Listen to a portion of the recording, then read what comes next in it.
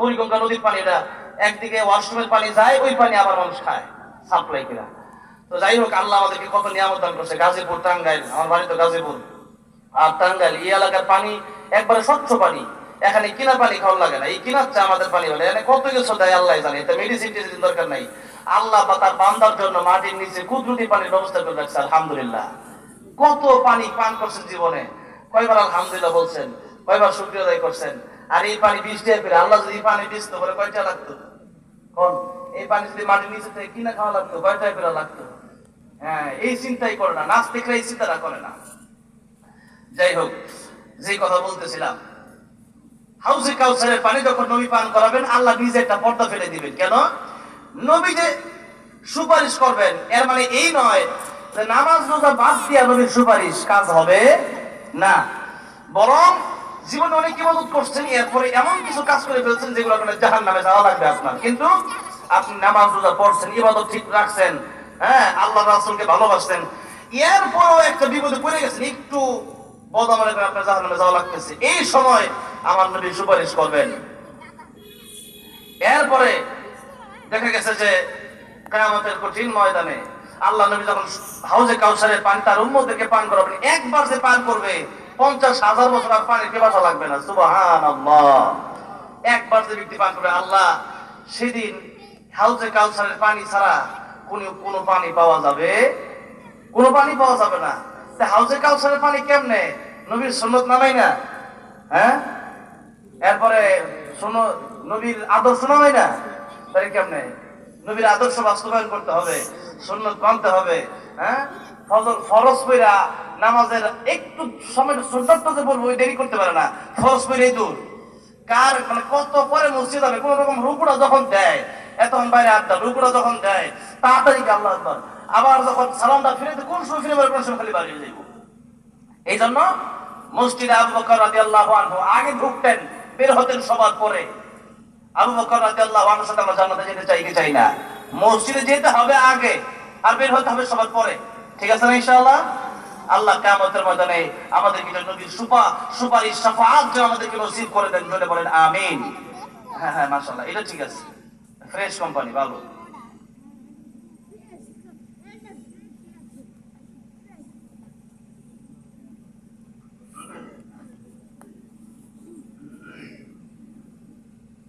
এগুলা একটু সরাই দেন, নাহলে আমি মিলাই মিলে ফালাই দিব, কারণ এটা হলো ক্যামেরা আবার বোঝেন না, অ্যাড হয়ে যাবে তো, আবার ফ্রি ফ্রি অ্যাড করে দিতাম নাকি, এত খায় কামার সারি এত ক্যামেরা, এই ক্যামেরার সামনে অ্যাড হয়ে বলি। ঠিক আছে, আরে দাদা নামাইতাম, আমি নামাইতাম। বাবাজি আমার লক্ষ্য করে দেখুন, ইমাম এটা এমন একটা বিষয়, নিজের ভিতরে ইমাম থাকতে হবে। ইমান আপনি যদি বলেন বাপের ঘর থেকে আমি হইছে, আমার বাপ মা মুসলমান, বাপ মার নাম দিয়ে কিন্তু কিয়ামতের ময়দানে পার পাওয়া যাবে না, সন্তানের নাম দিয়ে কিন্তু পার পাওয়া যাবে না। আমার নবীর চাচা আবু তালিব কি মুসলমান হয়েছিল? ইমান আনছিল? ইমান আনে নাই। আরে কিয়ামতের কঠিন ময়দানে সবচেয়ে আগুন জাহান্নামের সবচেয়ে কম শাস্তিটা ওনার হবে, কিন্তু জান্নাতে যেতে পারবে না। কিয়ামতের ময়দানে কোন নবীর সন্তান, কোন নবীর বাবা, কোন নবীর স্ত্রী, কোন নবীর চাচা, অনেক নবীর অনেক আত্মীয় স্বজনরা নবীদেরকে বলবে, ও নবী আপনি আমাদের ব্যাপারে একটু সুপারিশ করেন যেন জান্নাতে যেতে পারি।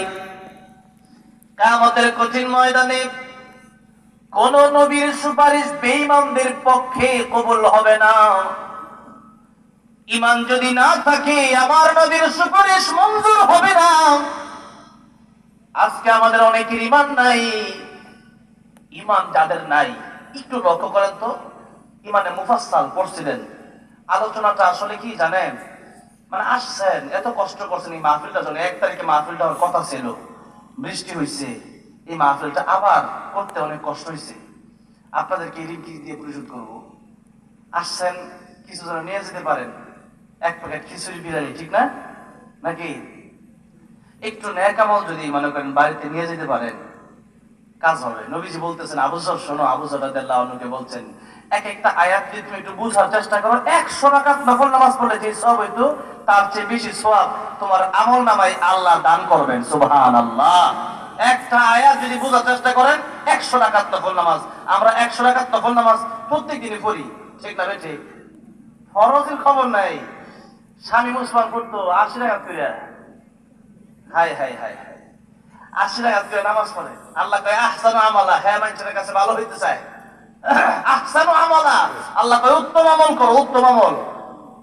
80 রাকাত পড়ছেন কিন্তু নামাজের মতো নামাজ পড়েন নাই, 80 রাকাতও পড়ছেন, শুধু খাইছেন। তাই ইন্নাল সালাতা তানহা আনিল ফাহশাই ওয়াল মুনকার, নামাজ তারপরে সুদতে বাঁচাইতে পারলো না, বুট চুরিতে বাঁচাইতে পারলো না, খুন খারাপিতে বাঁচাইতে পারলো না, কাবা শরীফ পাশে সিগারেট খান, এটা তো বাঁচাইতে পারলো না। তাহলে এই যে এই কাজগুলো করে আমরা 70-80 রাকাত, এটা লাভ নাই।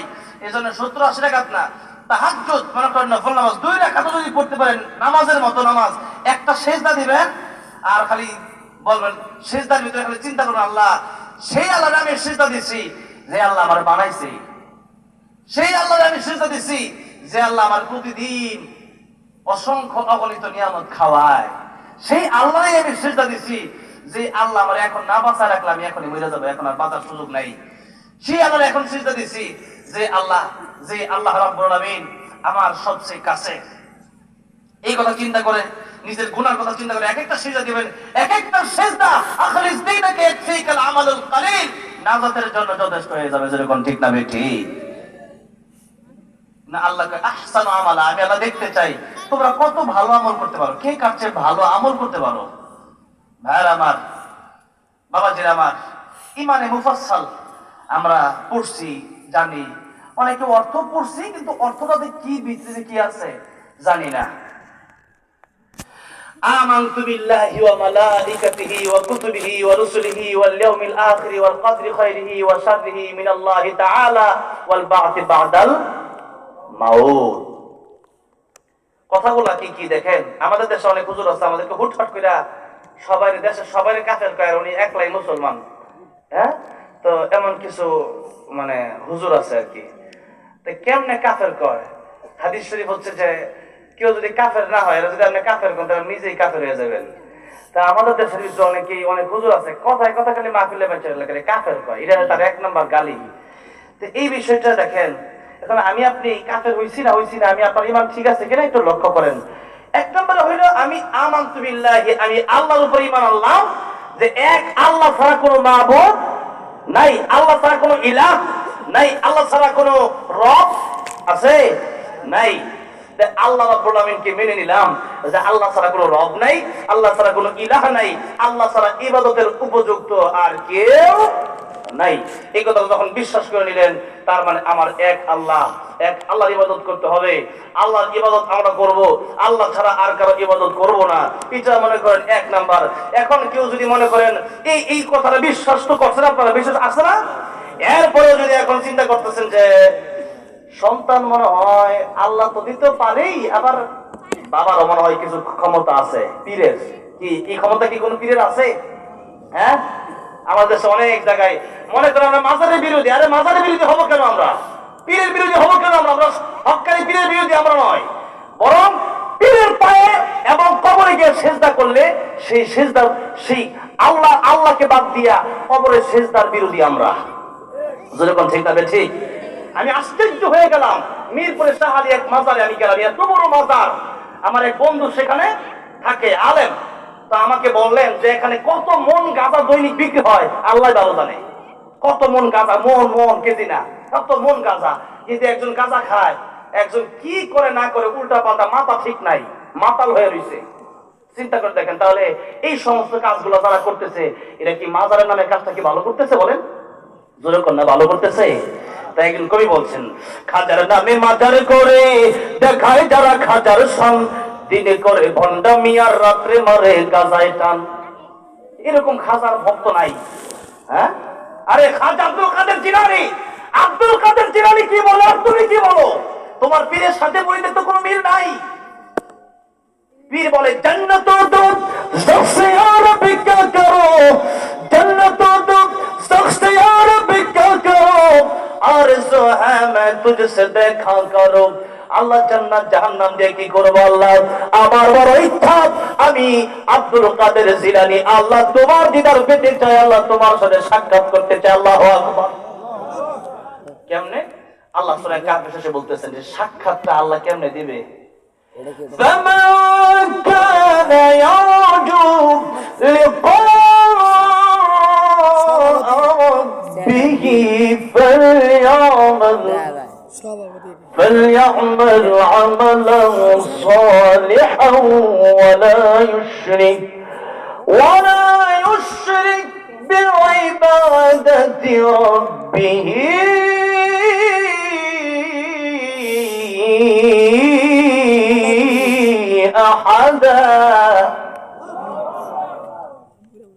আল্লাহ বলতেছেন দুইটা কাজ করলে আমি আল্লাহ তোমাদের সাথে জান্নাতের দিদার দিব, দেখা করবো। যেরকম সুবহানাল্লাহ। জান্নাতে আল্লাহ দেখা পাইতে চান তো? আল্লাহ দুনিয়াতে যারা ইবাদত করে জান্নাতে যাওয়ার পরেও আল্লাহ জিজ্ঞাসা করবে, ও জান্নাতীরা তোমরা জান্নাত পেয়ে খুশি হইছো? তখন কিছু জান্নাত দেখবে আল্লাহ খুশি হবো না, মানে এই জান্নাতে কোরআনে যা বর্ণনা ছিল তার চেয়ে 97 গুণ বেশি পেয়েছি। যেরকম সুবহানাল্লাহ। যা চাই তাই পাই। বৃদ্ধ হয় না, জীবনে কোনোদিন মরণ হবে না। আর ওই জান্নাতের চিন্তা আমরা করি না। যেই দুনিয়া মরে যাওয়া লাগবো, আজকে আছে কালকে নাই, 1 মিনিটের নাই ভরসা। কইতেই ফিরোজ সাহেব মিলে গেছে স্টেজে। ফিরোজ সাহেব ছিলেন তো আপনারা মুরব্বীরা তো ছিলেন কথা, এক সময় সে জনপ্রিয় শিল্পী ছিল। মিরপুর এই এতে শহীদ বুদ্ধিজীবীর মাঝে একটা প্রোগ্রাম হয়, সেই প্রোগ্রামটা আমাকে দাওয়াত করে। সেখানে তো মাগরিবের পরে আমরা আলোচনা, তো আসরের পরে ঘুরতে গেছি। তো চিন্তা করলাম বুদ্ধিজীবী তো সবাই দেশে কিছু নামই বুদ্ধিজীবী আছে, এটা নামে বুদ্ধিজীবী, ভিতরে মাথার ভিতরে আসলে গোবর ছাড়া কিচ্ছু নাই, কোরআন শরীফ বোঝে না। আবার কিছু বুদ্ধিজীবী আছে ভালো, মাশাআল্লাহ। তো আমি চিন্তা করলাম ভালো মানুষও তো আছে, যা খবর করে এই লোকের ওয়াজ করে এই লোকের খবর পাইছি ফিরোজ সাহেব যে 1 মিনিটের নাই ভরসা, সাঙ্গ হবে রং তামাশা, দম ফুরাইলে বন্ধু চক্ষু বুঝিলে। গান গাইতে গাইতে স্টেজে মাইক্রো শেষ, স্টেজের ভিতরে পড়ে গেছে। আমি যে ওয়াজ করে যাইতাম এই গ্যারান্টি কি আছে? আর তো জোরে কোন আছে নাই? ভাই আমার আল্লাহ বলতেছেন, বাবাজি আমার আল্লাহ বলতেছেন শিরিক মুক্ত কেমন আমার কাছে নিয়ে আসতে হবে। আব্দুল কাদের জিলানী শিরিক মুক্তই বলতে আমার ওলি হয়ে গেছেন, আল্লাহ বিশ্ববিখ্যাত ওলি তিনি।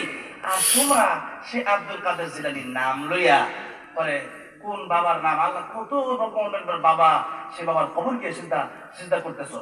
বিভিন্ন কবরে লেখা আছে মাজারে সিজদা করে এরপর সেখানে গিয়ে করতেছে।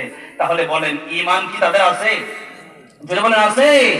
খাজার নামে মাজার করে দেখায় যারা খাজার শান, দিনে করে ভণ্ডামি আর রাত্রে মারে গাজায় টান, দিনে করে ভণ্ডামি আর রাত্রে মারে গাজায় টান। দাড়ি টুপি নাই কো তাহার আছে শুধু চুল, সুন্নতের খবর নাই সে আশিক রাসূল। এমন আশিক রাসূল আছে না? দাড়ি নাই, টুপি নাই, নামাজ নাই, চুল রাখছে বড় বড়।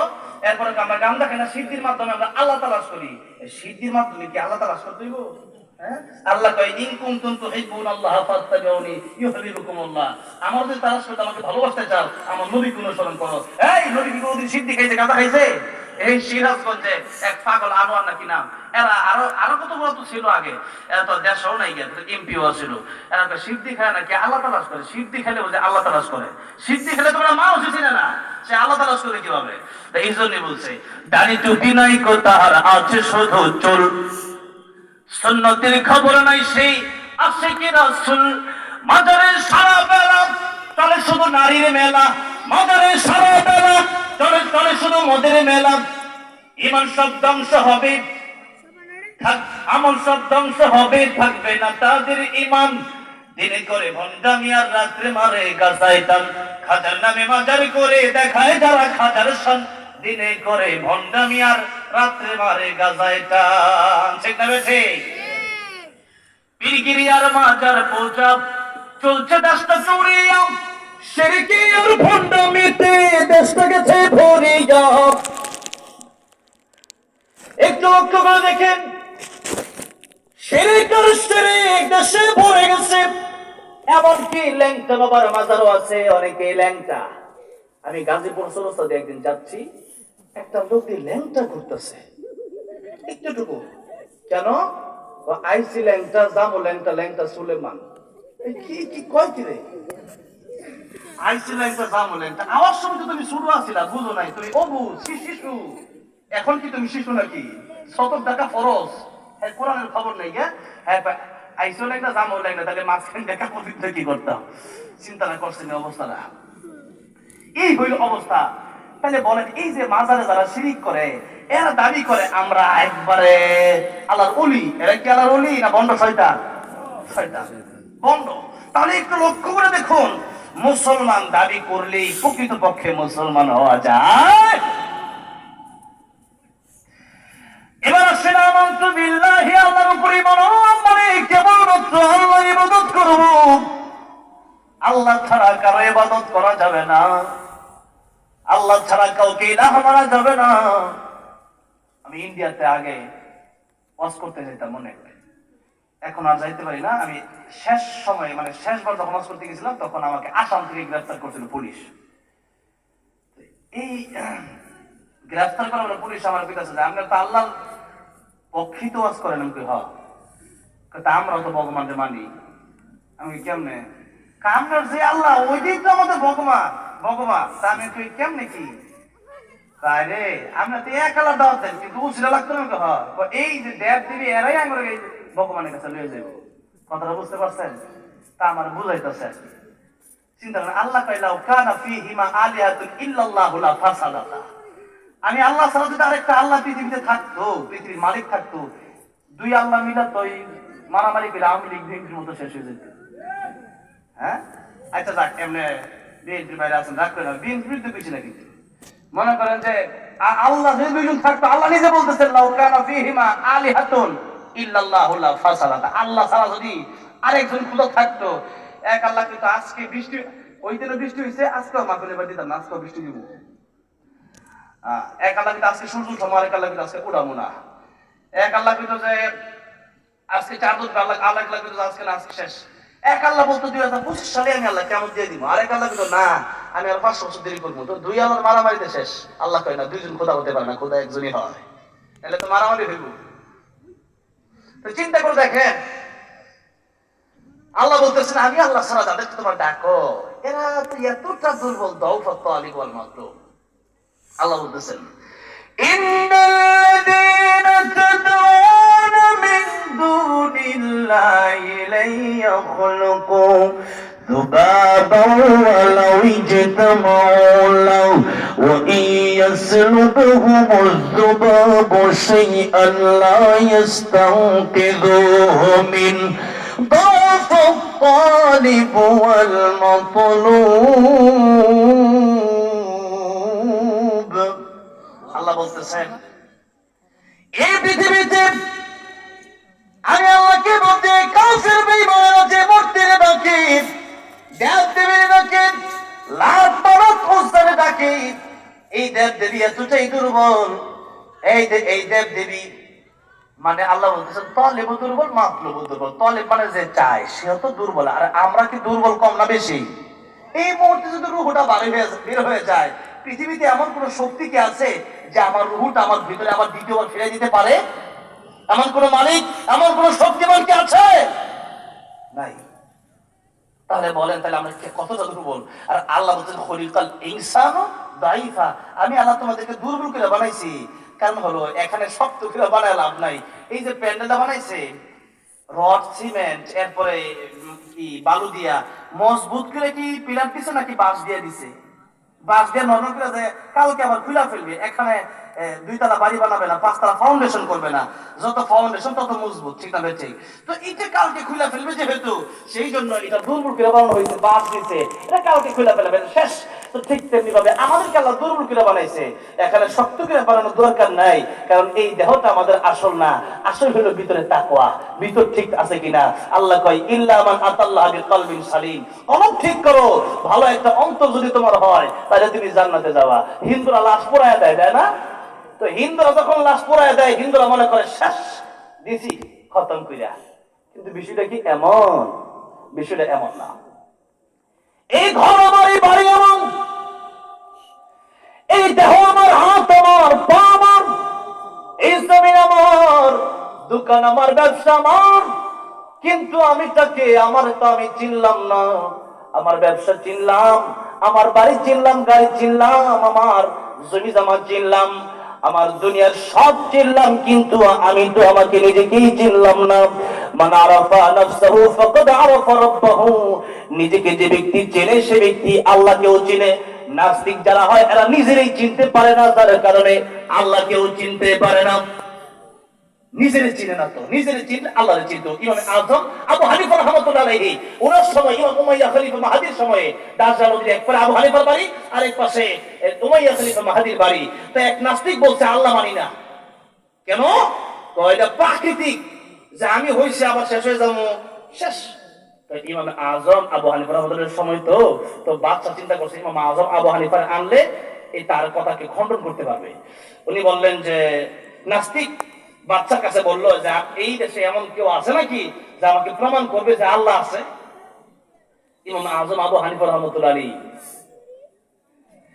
ওনাকে খবর পাঠাইছে বিকালবেলা যে হুজুর একটু বাস করতে হইব, একটা বিতর্কের অনুষ্ঠান করতে হইব নাস্তিকের লগে, তা আমার দরবারে আপনাকে আমন্ত্রণ জানাচ্ছি। তো যেই মাত্র বলছে ইমাম আযম আবু হানিফা বিকালবেলা না গিয়া গেছে গভীর রাইতে। দেরি করে লাগছে না? যেমন আমার এখানে 10:30টায় বয়ান, তা আমি অনেক আগে এসে আশেপাশে আরো একজনের বাসায় একটু নাস্তা দাওয়াত ছিল। তো যাই হোক, তো এখন আমি 10-10:30টার আগেই আমি কিন্তু উপস্থিত হয়েছি। গত রকে মাহফিল ছিল কুষ্টিয়া, 10টায় বয়ান, আমি 15-10টায় উপস্থিত হয়ে গেছি। তো এখন আমি একটু আগে ভাগেই বের হই, আশেপাশে গিয়া বিভিন্ন ওলামায়ে কেরাম বা বিভিন্ন কাছের লোকজন থাকলে একটু এখান দিয়ে লিড করি, যাতে করে ডিস্টার্ব না হয়। তো যাই হোক, এখন আমি 10টার সময় আসার বা 10:30টার সময় আসার কথা, আমি যদি 1টা বাজাই তাহলে আপনি বলবেন দূর দূর দূর এই কি হুজুর আনছি, এই হুজুর তো সুবিধার না। কথা কোন ঠিকটা বেঠি? আরে হাজার হাজার মানুষ বসে থাকবো, আমি যদি অলসতামি করে যদি মনে করেন সময় মতো বাসাতে না পারি, রওনা না দিই, তাহলে আপনি কষ্ট পাইতেন না? তা বাচ্চা একটু কষ্ট পাইছে মনে মনে। তো ইমাম আযম আবু হানিফা তো হ্যাঁ, তো তার মাথা বলি চলে না, যেরকম ঠিকটা বেঠি। যারা উলামায়ে কেরাম, যত এমপি মন্ত্রী হোক, এমপি মন্ত্রী কি উলামায়ে কেরামের সমান হতে পারবে নাকি? এমপি মন্ত্রীরে আমরা সালাম দিই আসসালামু আলাইকুম, এটাই সম্মান। সালাম দাও, মানুষকে খাওয়াও, জান্নাতে যাও, যেরকম সুবহানাল্লাহ। তো সালাম দেওয়া এটা হলো আমাদের সম্মানের সবচেয়ে বড় জায়গা। আমরা সালাম দেবো, আপনি সালামের জবাব দিবেন, আল্লাহর রহমত, আল্লাহর বরকত নাযিল হবে। এখন বড় বড় অফিসার থেকে সালাম দাও দে, আর যে কয় পেছান দেয় এমনি এমনি পেছানটা দিয়ে দেখবেন নিচে আবার ঠ্যাং একটা বাড়ি মারে, বাজে না? হাই হাই রে। আচ্ছা যাই হোক, তো এখন ঠ্যাং যখন বাড়ি মারে উদ্দেশ্য হইল, এখন আওয়ামী লীগ আছে, এখন ঠিক আছে সালাম দিতেছে, আওয়ামী লীগ গেলে কিন্তু জেল ফসা দিব মারতারি, হ্যাঁ, এরপরে কিন্তু জেল নিয়া ফাউদা দিব অন্ত আদ দিয়া, পরে কিন্তু ফাউদা।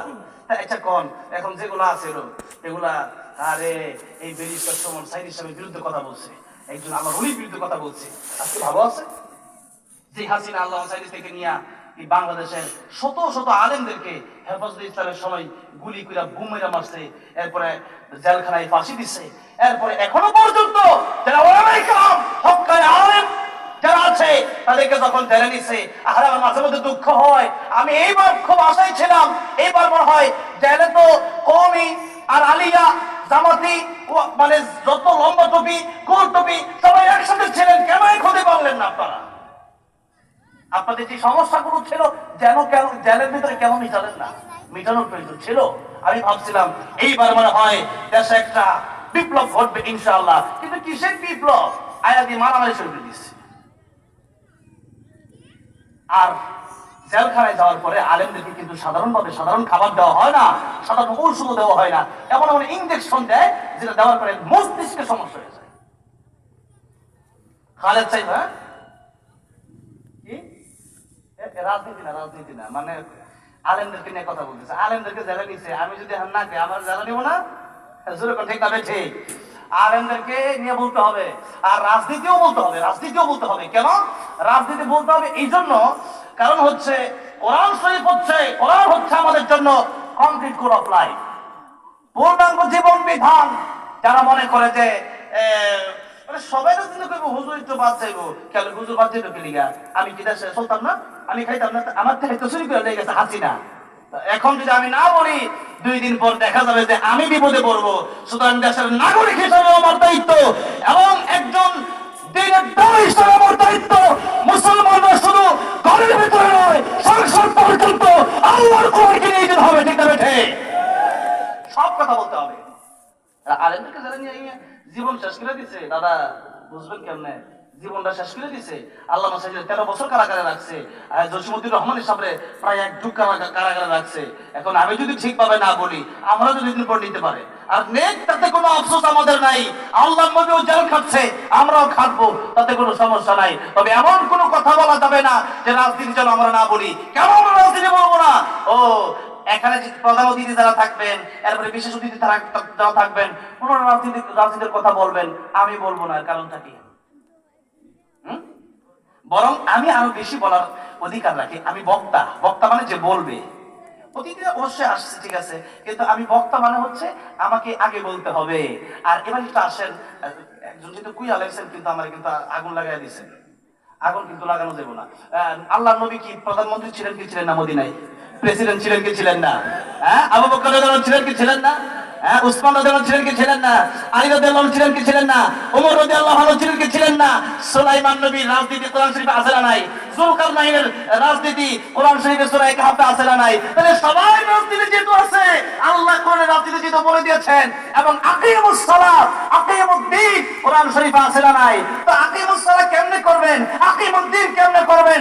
দেশের ভিতরে নামাজ প্রতিষ্ঠার জন্য যেভাবে আন্দোলন করতে হয়, যেভাবে বলতে হয়, সেভাবেই বলতে হবে, সেভাবে আন্দোলন করতে হবে, সেভাবেই কাজ করে যেতে হবে, ঠিক না বেঠে?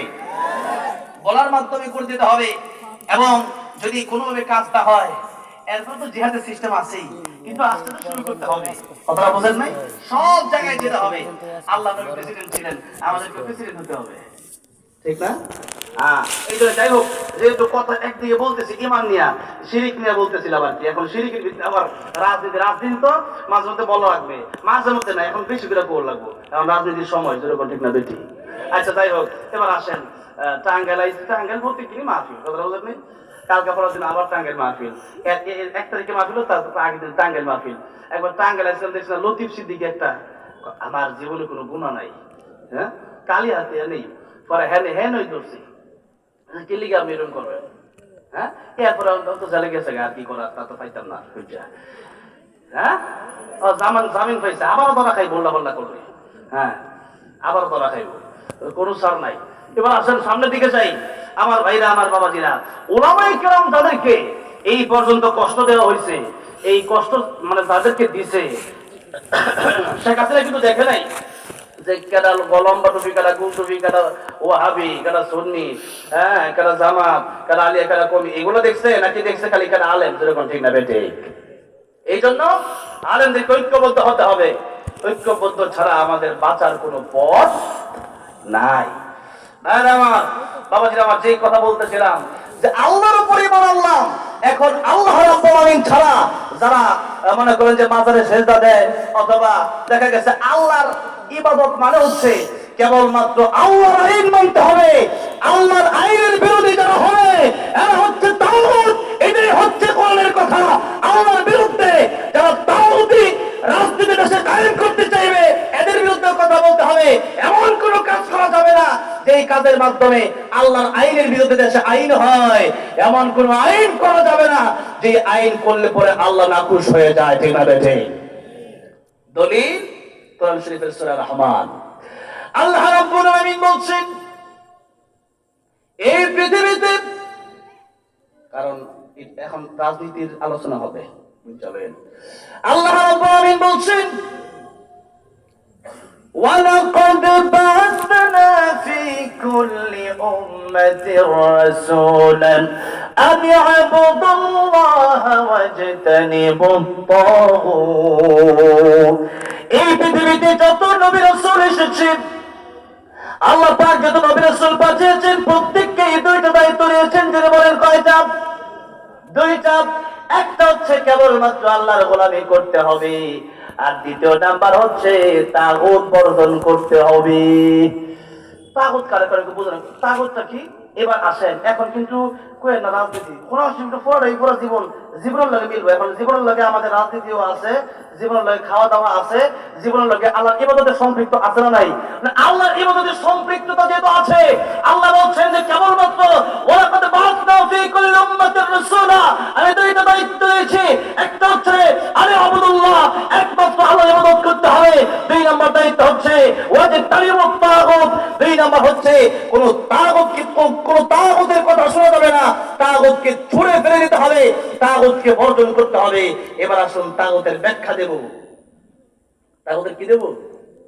তাগুতের অনেক ব্যাখ্যা আছে, মধ্যে একটা ব্যাখ্যা হচ্ছে আল্লাহর কোরআন বিরোধী যারা হয়, নিজেও আল্লাহর কোরআনের আইন মানে না, শরিয়ার আইন মানে না, আবার দেশের মানুষকেও শরিয়া ভিত্তিক আইন মানতে দেয় না। আমাদের দেশে যে গণতন্ত্র যে আব্রাহাম লিঙ্কন সে চালু করছে জনগণ, আরে জনগণ যেটা বলবে সেই জনগণের কথাই পৃথিবী চলবে না। আকাশ আল্লাহর, জমিন আল্লাহর, কথাও চলবে আল্লাহ। আরে কথা বলেন না কেন? দলিল সূরা রহমান, আল্লাহ বলছেন ইয়া মা'আশারাল জিন্নি ওয়াল ইনসি ইন ইসতাতা'তুম আন তানফুযু মিন আকতারিস সামাওয়াতি ওয়াল আরদি ফানফুযু লা তানফুযুনা ইল্লা বিসুলতান فبأي آلاء ربكما تكذبان সবাই আমার সাথে পড়েন فبأي آلاء ربكما تكذبان আল্লাহ বলছেন ও পৃথিবীর মানুষেরা, তোমরা ইয়া মাশারাল জিন্নি ওয়াল ইনসি ইন ইসতাতা'তুম আন তানফুযু মিন আকতারিস সামাওয়াতি ওয়াল আরদি ফানফুযু। পৃথিবীর মানুষেরা, পৃথিবীর জিনেরা, আমার আইন যদি ভালো না লাগে, আমার আকাশ জমিন ছেড়ে তোমরা বের হয়ে যাও, আকাশ জমিনে তোমরা থেকো না। আপনাদেরকে জিজ্ঞাসা করতে চাই, এই পৃথিবীর পুরো আকাশ জমিনটাই কার? বাংলাদেশ ছেড়ে ইন্ডিয়া পালাইছেন। আরে আল্লাহ, ইন্ডিয়া বাংলাদেশ ছেড়ে আপনি ইন্ডিয়া গেলে, ইন্ডিয়া কি মোদি বানাইছে? ইন্ডিয়া বানাইছে কে? আল্লাহ বানাইছে। হায় রে আল্লাহ, এত বড় দেশ পাইয়াও, ক্ষমতা পাইয়াও এদের মন মিটে না, মন মিটে না। নবী কইয়ারা কবরে যাওয়া পর্যন্ত মন মিটবে না। এত বড় একটা দেশ ইন্ডিয়া, বাংলাদেশের 30টা সমরীব, এত বড় দেশ পাইয়াও বাংলাদেশ নিয়ে সিনেমিনে খেলে, যেরকম ঠিক না বেঠিক। এখনো এই বাংলাদেশ ইন্ডিয়ার হাতে। কেন বললাম? ডক্টর জাকির নায়েক আসবে এই দেশে একটা মাহফিলে। এখন ডক্টর জাকির নায়েক আসবে, বাংলাদেশের উলামায়ে কেরাম, বাংলাদেশের জনগণ ডিসিশন নিয়েছে। এখন বাংলাদেশে কে আসবে আর কে যাবে, এটা তো বাংলাদেশের জনগণের ডিসিশন নিবে, ঠিক না বেঠিক? যেরকম এই সিদ্ধান্ত থেকে আমরা নেব না ইন্ডিয়া নিবে? জনগণ কে নেবে? আমাদের দেশে যা হবে, আমাদের দেশের ভিতরে কোন স্কলার আসবে আর কে যাবে, এই ডিসিশন আমরা নেব, এটা ইন্ডিয়া নিতে পারবে না। আমরা ইন্ডিয়াটা খাইও না, আমরা ইন্ডিয়াটা পড়িও না, বরং এই দেশের সবচেয়ে বড় দুশমন হলো ইন্ডিয়া। কারণ হচ্ছে এই দেশে আমাদের বন্ধু বন্ধু করতে করতে এই হাসিনা সবচেয়ে কষ্ট দিচ্ছে বাংলাদেশের আওয়ামদেরকে।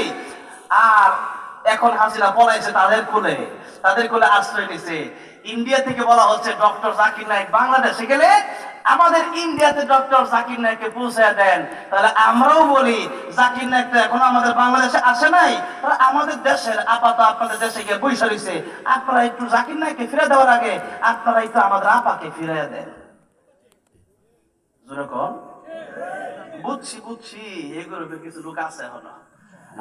যাই হোক, কষ্ট পেয়েছেন আপনারা? হ্যাঁ, যে কথা বলতেছি, এই দেশের মানুষ এই পর্যন্ত জীবন দিচ্ছে। সাইদ মুগ্ধ কেন জীবন দিচ্ছে?